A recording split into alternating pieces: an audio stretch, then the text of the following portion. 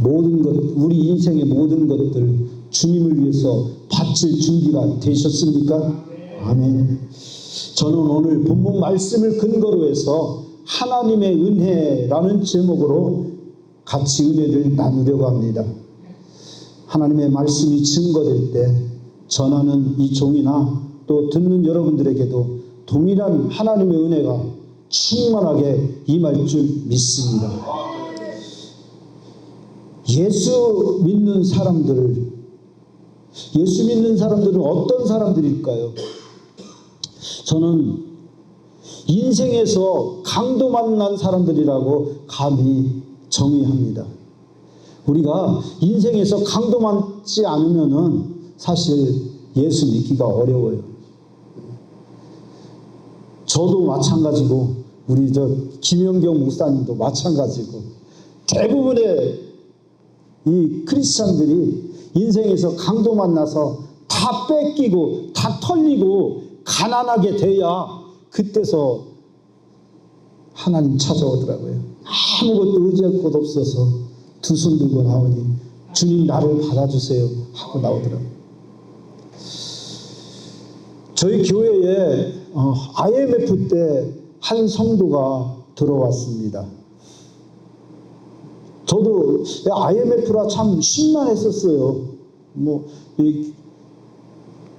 구청에서는 끊임없이 전화 와서 예배 드리면 안 됩니다 하지만 그래도 어떻게 예배를 드려야 되겠는데, 그래서 그냥 뭐라고 하든 말든 그냥 예배를 드렸어요. 그런데 한 사람한테서 전화가 왔어요. 거기 교회죠? 예, 교회입니다. 순복음 교회죠? 예, 순복음 교회입니다. 거기 예배 드려요? 그러는 거예요. 아, 교회인데 예배 드리죠. 가면 돼요? 그래요. 예, 오세요. 해서 왔어요. 그런데 깡마르고 한쪽 발에는 목발을 짚고 그런 수척한 노인이 부부가 왔어요. 부부가 와서 이제 자기들의 처지를 얘기를 하더라고요. 자기들은 10여 년 전에 중국에서 들어온 교포예요.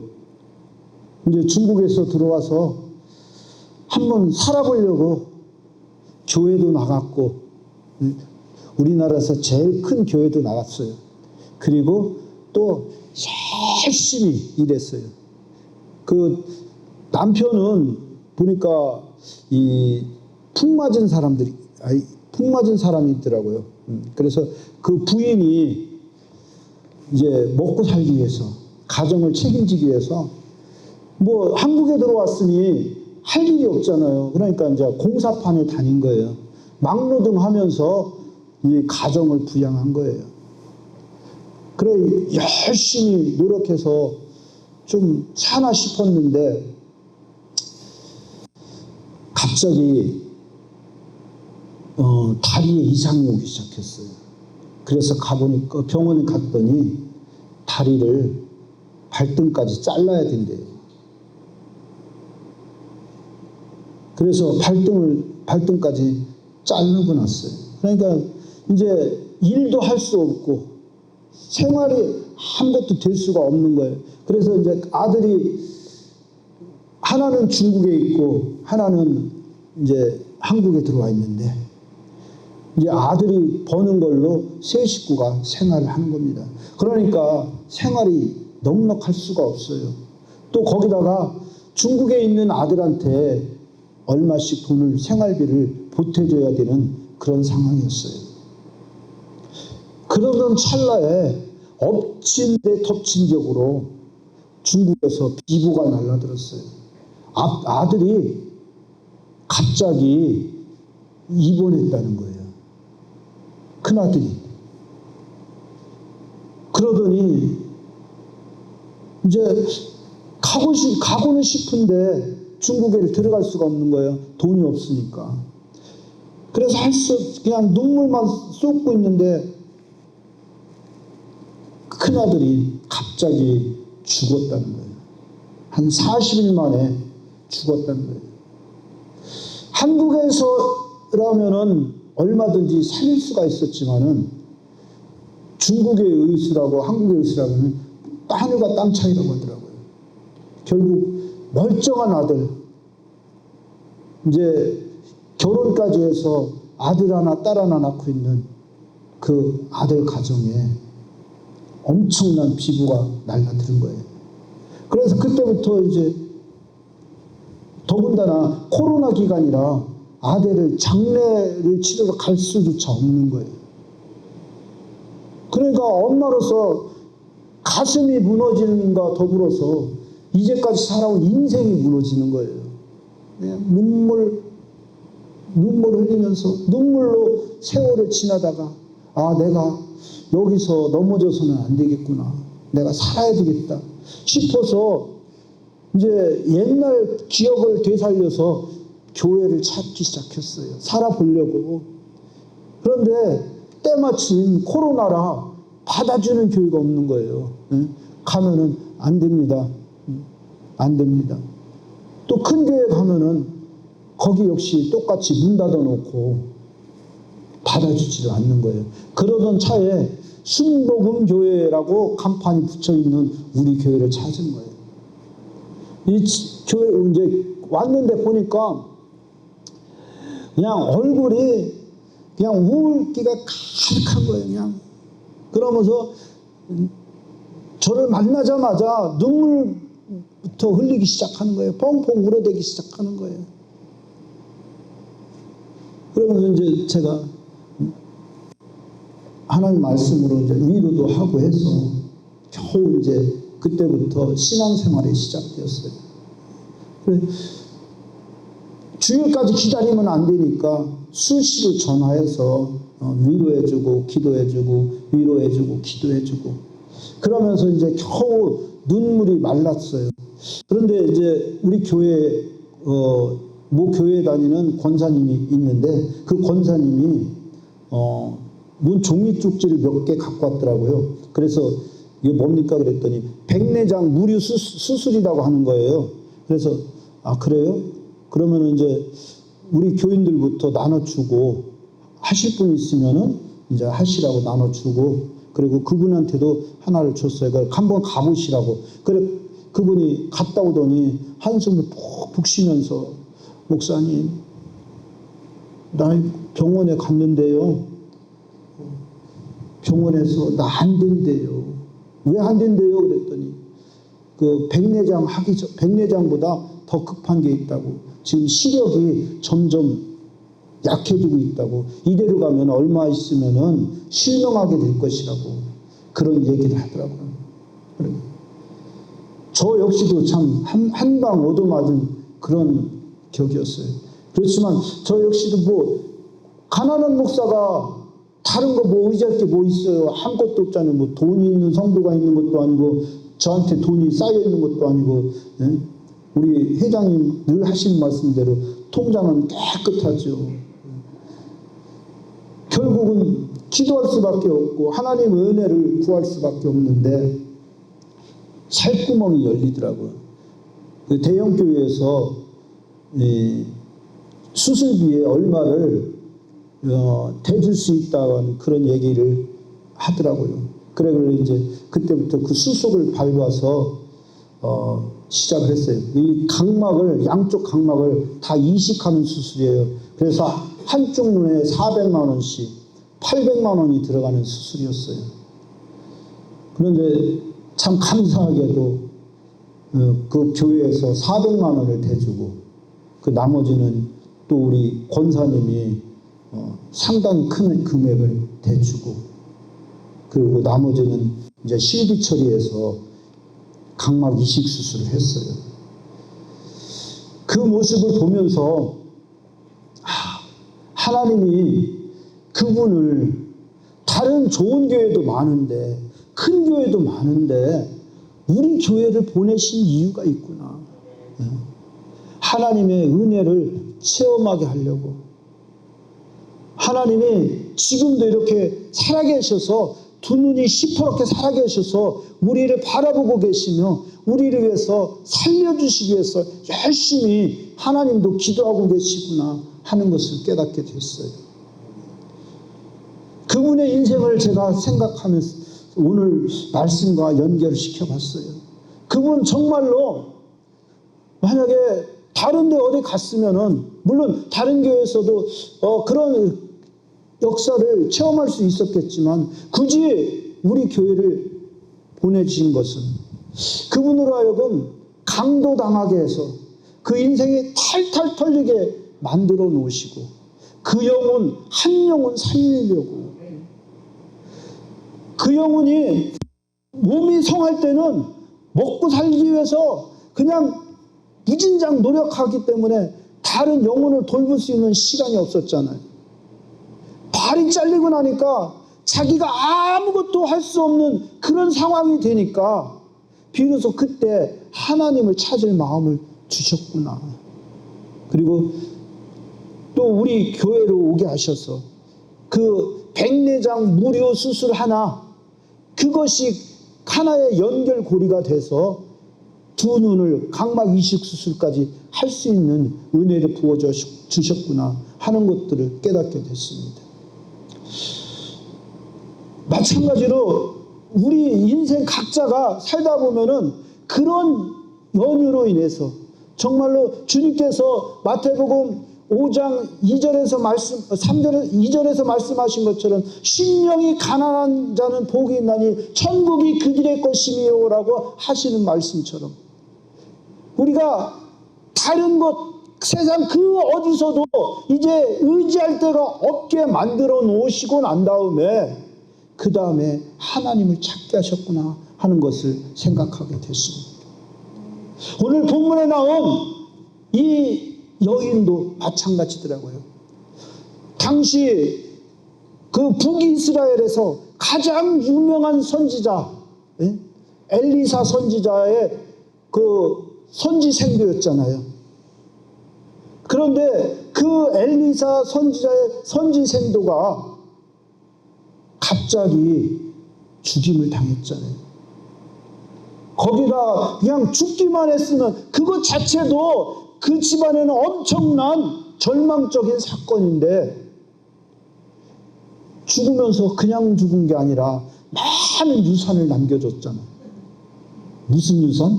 빚.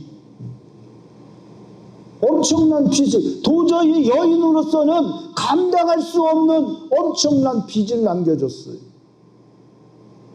그 일 때문에 이제 어린 두 아들마저 종으로 팔려가지 않으면 안 되는, 정말로 누가복음에 나오는 강도당해서 돈 다 뺏기고 상처투성인 채로 남겨진 여인이 바로 이 여인이 아닐까요?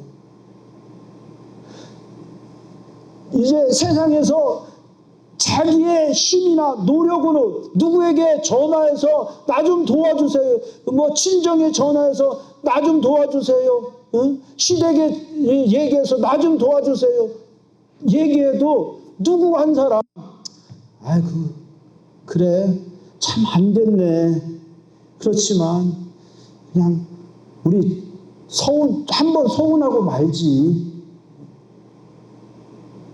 그런 소리를 들었을 거예요. 세상 어디도 의지처가 없는 그런 상황 가운데 몰리게 되자 이 여자가 선지자를 찾아간 거잖아요. 그리고 그 선지자에게 자초지종을 얘기하잖아요. 지금으로 말하면은 짐 싸들고 기도원 들어간 거죠. 금식 기도하러, 하나님 만나러. 아, 이 문제는 하나님을 만나지 않으면은, 하나님이 아니면은 해결할 수 없구나 하는 것을 알고 깨닫고 하나님을 찾은 거죠. 우리가 그런 때가 너무나 많이 있죠. 그런 상황에서 그래도 하나님을 찾고자 하는 마음을 가졌다는 게 참 중요한 것 같아요. 하나님이 생각났다고 하는 게 참 은혜인 것 같아요. 만약에 그 상황이 되면, 그래 아이고 보니까 나도 앞길이 캄캄하고 내가 앞길이 캄캄하니 너희들도 장래가 보이지 않는다, 차라리 우리 세 식구 그냥 아빠 뒤를 따라가자. 그렇게 생각할 수도 있잖아요. 요즘 그런 기사들이 꽤 나오잖아요. 모자 가정에 자식들과 함께 자살했다고 하는 그런 얘기들이 너무나 많이 있잖아요. 그들이 왜 자살까지 이르렀을까요? 현실의 세계에서는 도저히 그 어느 곳에서도 희망을 발견할 수 없기 때문에 그들이 하나님이 계심을 조금이라도 생각했더라면은 자살에까지 이르지 않고 정말로 이제 갓 태어나서 세상이 무엇인지조차 알 수 없는 그런 아이들에게 그런 무지막지한 일을 저지르고 자신도 자신의 생명에 그런 일을 행하지는 않았을 거예요. 그래서 우리가 하나님을 믿고 있다고 하는 것이 우리에게는 얼마나 큰 은혜가 되는 건지 우리가 생각할 수가 있는 거죠. 저는 본문을 읽으면서 4장 1절부터 7절까지 말씀을 읽다가 본문을 세 가지로 정리해 봤습니다. 이 인생에서 강도 만난 이 여인의 인생이 무엇일까? 첫째, 그 여인이 선지자를 찾아갔다는 것이죠. 구약시대에는 지금 우리처럼 이렇게 하나님 앞에 나가서 기도할 수 있는 길이 막혀 있었습니다. 반드시 중보자가 중간에 있어야 됐습니다. 제사장이나 선지자라고 하는 중보자가 있어야 됐습니다. 그래서 그 선지자나 제사장에게 제물을 준비해서 나가서 그 선지자나 제사장 앞에 나를 위해서 기도해달라고, 하나님 앞에 나를 위해서 속죄해달라고 중보를 요청해야 되죠. 그래야 그 중보자가 하나님께 기도해서 그 모든 것들을 해결하게 되는 거잖아요. 이 여인이 선지자를 찾아갔다고 하는 것은 곧 하나님을 찾아갔다고 하는 의미입니다. 우리의 인생이 강도 만났을 때 다른 곳으로 가지 말고 바로 하나님 앞으로 나가야 됩니다. 예수님께서도 말씀하셨죠. 나는 문이니, 나는 양의 문이니, 내게로 오는 자는 그 안에서 꼴을 먹고 더 풍성하게 될 것이라고 말씀하고 계시죠. 광야 시대에 성막이 있었잖아요. 그 성막에 보면 반드시 가장 먼저 백성들이 들어가는 곳이 문이잖아요. 성막문. 청색, 자색, 홍색 실로 문양을 아름답게 쓰는 그 성막문을 들어가야 하나님을 만날 수가 있잖아요. 그렇기 때문에 그 성막의 문을 우리는 뭐라고 얘기합니까? 구원의 문이라고 얘기하고, 그 구원의 문은 다른 곳에서는 나지 않았습니다. 오직 동쪽 한 곳에만 나 있습니다. 그래서 그 문을 유일한 문이라고 하는 거죠. 하나님 앞으로 나가는 문, 생명을 얻을 수 있는 문, 그것은 구원의 문이고 그것은 유일한 문이라는 거죠. 그것은 곧 예수 그리스도를 상징하고 있는 것이죠. 예수 그리스도 안으로 들어가야 예수 그리스도 안에서 우리가 생명을 얻되 더 풍성하게 얻을 수 있게 되는 줄 믿습니다. 이 선지자에게 찾아갔을 때 선지자가 말씀하시죠. 내게 있는 것이 무엇이냐 말씀하십니다. 하나님은 지금도 우리에게 물으십니다. 내게 있는 것이 무엇이냐. 그것은 뭐냐. 내가 내 문제를 해결해 줄 텐데, 내가 내게 축복을 줄 텐데, 네가 내놓을 수 있는 씨앗이 무엇이냐는 거죠. 하나님은 우리에게 축복을 해주시는데 반드시 씨앗을 요구하시더라고요. 창세기 15장에 보면은 아브라함이 하나님과 만나잖아요. 하나님께서 아브라함을 찾아오셨어요. 그리고 아브라함아, 잠깐 이리 나와봐. 예, 하나님. 하고 아브라함이 따라갔어요. 그랬더니 하늘을 봐라. 무엇이 보이지? 예, 셀 수 없이 수많은 별들이 보입니다. 네 자손이 이와 같이 많게 될 것이다 말씀하셔요. 하나님, 저는 차라리 그냥 엘리에셀, 내 종 엘리에셀이 내 상속자가 되는 것이 더 나을 것 같습니다 하고 하나님의 말씀을 사실은 의심했는데, 놀랍게도 창세기 15장 6절에서 하나님께서 뭐라고 말씀하십니까? 아브라함이 여호와를 믿으니 여호와께서 이를 그의 의로 여기시고 라고 말씀하고 있습니다. 당장은 아브라함이 하나님의 온전히 의지하지 못했어요. 하나님을 믿지 못했어요. 그럼에도 불구하고 하나님은 아브라함이 하나님을 믿을 것을 바라보셨어요. 아브라함이 하늘의 물결을 바라보고 있었던 것처럼 하나님께서도 아브라함이 장차 하나님을 믿게 될 것을 바라보셨던 것이죠. 하나님은 지금 당장 우리의 모습을 보시는 것이 아니라 우리가 하나님을 잘 믿는 그때를 바라보고 계시는 줄 믿습니다. 하나님도 이 4차원의 영성을 갖고 계시는 거예요. 우리만 4차원의 영성을 가지고서 하나님께로부터 축복받는 모습을 바라보는 것이 아니라 하나님도 우리를 통해서 우리가 하나님의 말씀을 믿고 그 믿음의 세계로 나가 있는 그 모습, 그래서 하나님과 함께 동행하는 그 모습을 바라보고 그리고 계신 것입니다. 그리고 난 다음에 하나님께서 뭐라고 말씀하시냐면, 아브라함아, 동서남북을 바라봐라. 네가 밟는 땅을 내가 너에게 주겠다고 약속하시죠. 그때 아브라함이, 하나님, 그러면은 증거를 보여주세요. 아브라함이 요구하죠. 그때 하나님께서 말씀하시죠. 3년 된 암소와 3년 된, 이게 발음이 잘 안 돼요, 여기.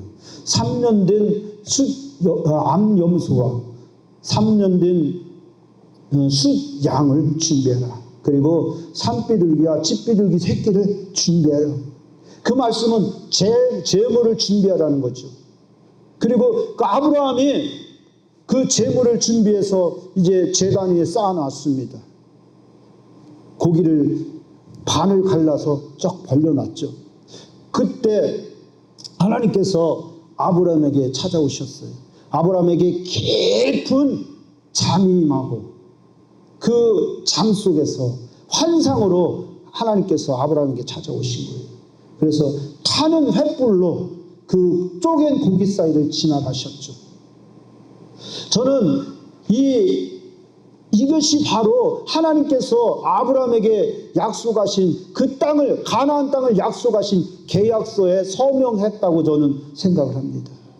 그런데 그 계약서에 서명을 하기 위해서 아브라함이 하나님 앞에 드린 것들, 그것들이 바로 그 땅에 대한 축복의 씨앗이라고 저는 여깁니다. 아브라함도 하나님 앞에 축복의 씨앗을 드렸기 때문에 하나님께서 그 문서에 서명을 하신 것이죠. 쪼갠 고기 사이를 지나가시면서 내가 만약 너와의 약속을 어기면은 이와 같이 될 거야. 이 쪼갠 고기와 같이 쪼개질 거야. 그 얘기는 하나님의 말씀이 결코 변개치 않을 것임을, 하나님은 약속을 반드시 지키실 것임을 아브라함에게 확실하게 보여주신 것이라고 생각할 수가 있는 거죠. 그 다음에 저는 또 한 인물, 이 야곱에 대해서 주목을 했습니다. 야곱이 이제 형 에서와 싸우고 나서 쫓겨서 겨우 목숨 하나 보존하기 위해서 밧단 아람 예갓집으로 가죠. 그 밧단 아람으로 가다가 베델에 도착했습니다. 그리고 해가 저물어서 이제 그곳에서 길가에서 유숙하기로 하고 돌베개를 베고 잠이 들었습니다. 그때 하늘을 단 사닥다리가 그 야곱의 눈에 보이고 천사들이 그 위로 오르락내리락 하면서 그 사닥다리 끝에는 하나님의 모습이 보였습니다. 그래서 이 야곱이 깨달았죠. 아, 이곳이 하늘의 문이구나. 그리고 여기가 곧 하나님의 집이로구나, 전이요 하나님의 집이로구나 하면서 자기가 배고자 하던 돌베개를 세워놓고 그곳에 기름을 부었죠. 그러면서 이 야곱이 하나님 앞에 맹세하죠. 하나님, 내가 언젠가 이 아버지 집으로 돌아오게 될 때는 하나님께서 나를 아버지 집으로 돌아오게 하시면은 내가 얻은 소득의 10분의 1을 하나님 앞에 드리겠습니다. 이것은 하나의 소원이 될 수도 있고 또 하나님에 대한 축복의 씨앗을 하나님께 심는 것이라고 저는 생각합니다. 그래서 이 야곱이 어떻게 됩니까? 그 외삼촌 집에 가서 엄청난 거부가 되잖아요. 왜 야곱이 거부가 됐을까요? 저는 하나님이 11조 많이 받으려고 야곱을 부자로 만들어 주신 것이라고 생각합니다. 왜? 분명히 야곱이 심었잖아요. 11조 심었잖아요. 그래서 하나님 심는 대로 거둔다고 하는 그 원칙대로 하나님께서 이 야곱에게 복의 복을 더해 주시니까 야곱이 부자 돼서 결국 다시 야복강을 건너서 돌아오게 되잖아요. 그 과정 가운데서 야곱이 죽을 수 있는 기회가 얼마나 많이 있었습니까? 외삼촌에 의해서 죽을 수도 있었고 또 형 에서에 의해서 죽을 수도 있었잖아요. 그런데 그때마다 누가 나타났습니까? 하나님이 나타나신 거예요. 하나님이 외삼촌의 꿈에 나타나시고 하나님이 야복강 나루에서 야곱과 씨름하셨어요. 왜? 야곱 살리려고, 약속 지키려고, 그 11조 받으시려고. 왜 웃으세요? 하나님, 그거 참 재밌더라고. 하나님 그렇게 쓰시는구나. 그 중요한 건 뭐냐면은 축복의 씨앗을 심었다는 거예요. 물론 우리가 구원을 받는 것은 전적인 하나님의 은혜입니다. 값도 없이 대가 없이 그저 오직 하나님을 믿는 믿음 하나로 우리가 구원을 받았습니다. 그러나 이 땅에서 살아가면서 필요한 것들은 하나님 앞에 심어야 되더라고요. 하나님 앞에 심을 때 하나님께서 그 씨앗을 가지고 우리에게 축복해 주시는 거예요. 그것을 우리가 늘 기억하면서 살아가야 돼요. 저도 이제까지 항상 은혜만을 생각하면서 살았습니다. 하나님이 복 주시겠지. 내가 예수 잘 믿으면 하나님이 복 주시겠지. 그러면서 좀 태만하게 신앙생활 했던 것도 사실은 사실이에요. 그런데 우리 동기 중에 정말로 가난한 동기가 있었어요. 신학교 졸업할 때쯤 돼서는 이제 머물 집도 없어요. 부인도 이미 신학 전에 소천을 했고, 그리고 또 신학을 하다 보니까 가난해져서 이제 있는 집마저 내놓으라고 하는 집주인의 통보가 있었어요. 그런데 그분이 2학년 때부터 집에서 개척을 했어요. 그러고서 이렇게 마이크를 집에서 쓰기 시작한 거예요. 그러면서 그냥 나를 좀 살려주세요. 아버지 나 좀 살려주세요. 늘 그 기도를 아주 기도의 용사였어요. 그렇게 신학 3년을 졸업할 때까지 보냈어요. 그런데 졸업할 때 되면 뭔가 좀 나아질 줄 알았더니 완전히 오갈 데가 없이 망하게 된 거예요. 그런데 집주인이 비우라고 하는 전날까지도 안 나가고 있는 거예요. 나갈 생각을 안 하고 있는 거예요. 그래 집주인이 물어보면 나갈 겁니다. 걱정하지 마세요. 어떻게 해요? 전도사님. 예, 하나님이 하십니다. 전날까지 그러고 있었다니까요. 그런데 놀랍게도 하나님께서 그분이 이사갈 집을 마련하게 그때 해주시더라고요. 하나님은 완전히 벼랑까지 몰아넣으시고 그분이 하나님을 진정으로 의지하는가 하는 것을 보시고 난 다음에 얘 도와주지 않으면 안 되겠구나. 그렇게 해서 하나님이 사람을 붙여서 이사가게 해주시고 그렇게 해서 그 위기 가운데서 벗어나게 하신 것을 볼 수가 있어요. 그분은 다른 것은 심을 것이 없었어요. 오직 그냥 기도만 심은 거예요. 기도만 심었더니, 믿음만 심었더니 하나님께서 그 씨앗을 가지고 열매 맺게 하시더라고요. 지금 본문에 나오는 이 가정에 하나님께서 무엇을 씨앗으로 받으셨어요? 기름 한 병이잖아요. 이제 다 망해버리고 남은 것이라고는 기름 한 병. 그 기름이 놀랍게도 씨앗이 되잖아요. 그런데 그 씨앗만 갖고는 안 되더라고요. 씨앗을 심으려면 뭐가 있어야 돼요? 밭이 있어야 되잖아요. 땅이 있어야 되잖아요. 예수님께서도 뭐라고 말씀하고 그러니까 좋은 땅에 씨가 뿌려져야 싹이 나고 열매를 맺느니라고 말씀하고 계시잖아요. 땅은 무엇입니까? 우리의 마음이잖아요. 우리 마음이 준비되어야 되더라고요. 우리의 마음이 곧 그릇이 준비가 돼야 되더라고요.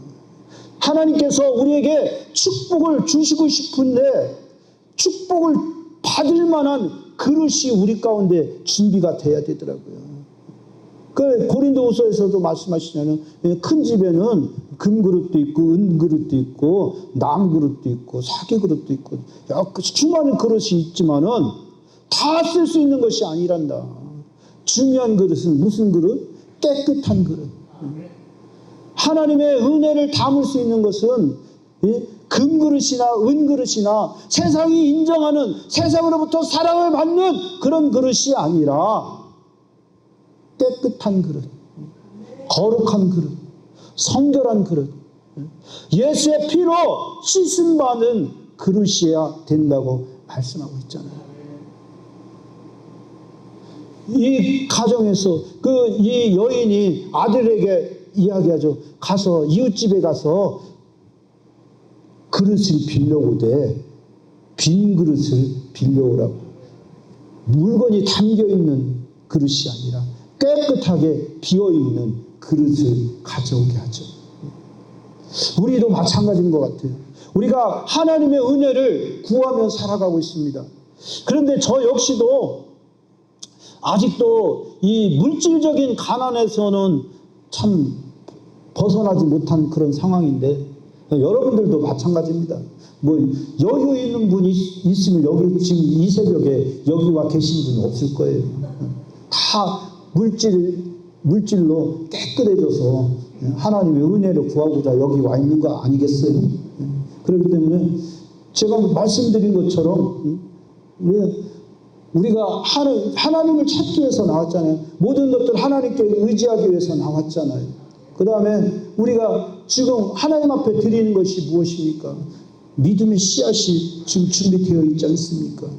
그러면은 그 믿음의 씨앗으로 이제 열매가 맺게 될 텐데, 축복의 열매가 맺게 될 텐데, 그 축복의 열매를 담기 위해서는 반드시 우리가 그릇을 준비해야 되는 것이죠. 빈 그릇, 물건이 차 있는 그릇이 아니라 빈 그릇이어야지 기름을 가득가득 부어서 그것을 통해서 우리가 그것을 팔아서 우리 생활을 할 수 있는 것처럼 우리의 영적 생활도 마찬가지 아니겠습니까? 우리가 하나님의 말씀으로 예수 그리스도의 십자가의 보혈의 피로 깨끗하게 씻음을 받은 그릇이 우리가 준비가 돼야 되지 않겠습니까?